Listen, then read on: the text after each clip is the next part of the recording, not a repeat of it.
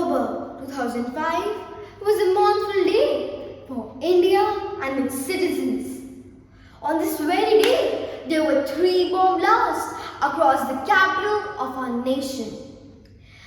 More than 60 people had to sacrifice themselves and 250 lives were left injured. This horrific attack was being initiated by the Pakistan-based militant group Lashkar-e-Taiba. This is just one incident out of the many that have taken place in our history.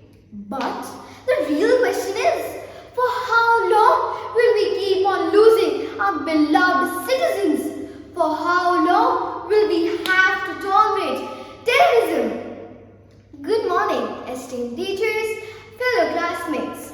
I, Diva Todwal, stand in firm support of the motion that war is the only answer to Pakistan's covert aggression and terror mongering.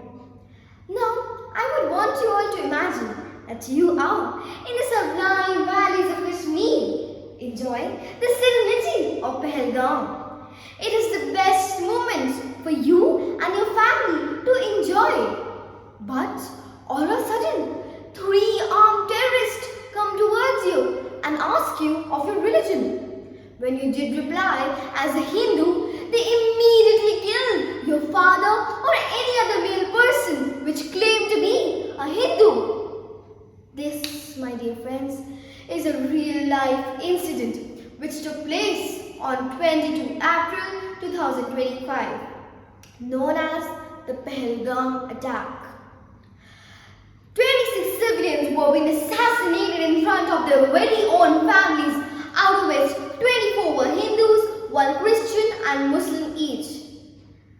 Now, there must be a question wandering in your mind, that why were people being killed on the basis of their religion? Doesn't Article 25 and 28 of our Constitution state that people have the right to practice the religion of their own choice?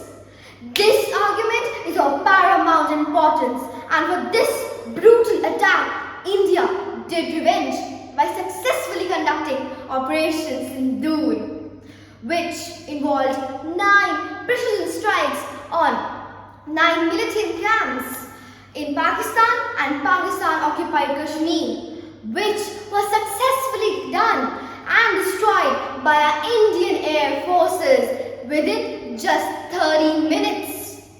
Pakistan also did try to target our Air Force bases and military camps, but our advanced defense system crushed the missiles and drones.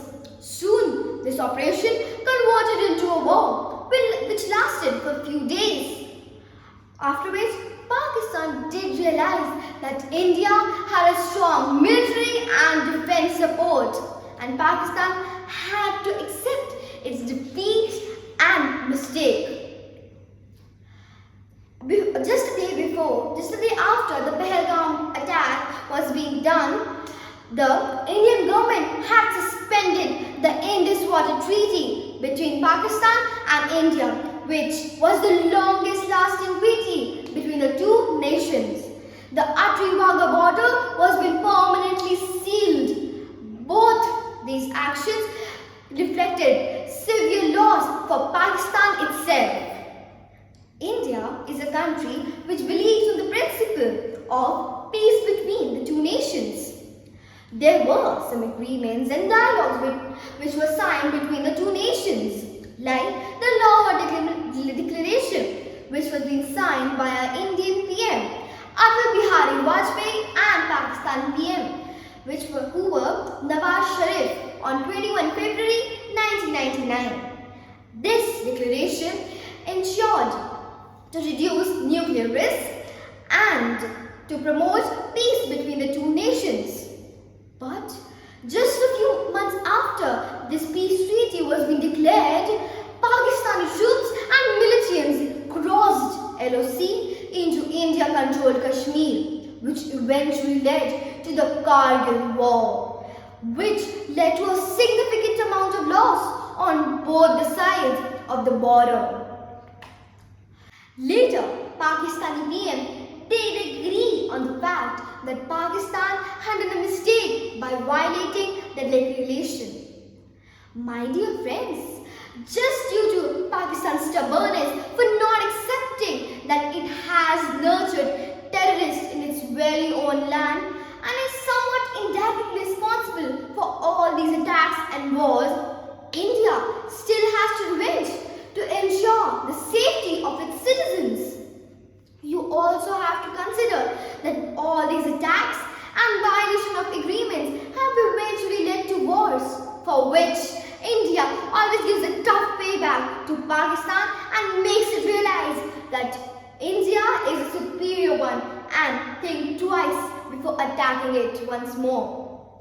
To sum up, I would like to tell you all a message from our Defence Minister, Mr. Rajnath Singh. Here it goes. The hands which offer peace, are the same hands that will take a strong action against those who will try to spread terror on its soil. Thank you.